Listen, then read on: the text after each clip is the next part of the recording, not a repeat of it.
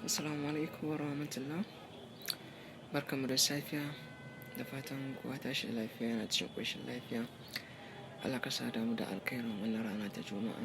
Allah ka yi mana rahama albarkacin wannan rana, albarkar Muhammad Rasulullah sallallahu alaihi wasallam.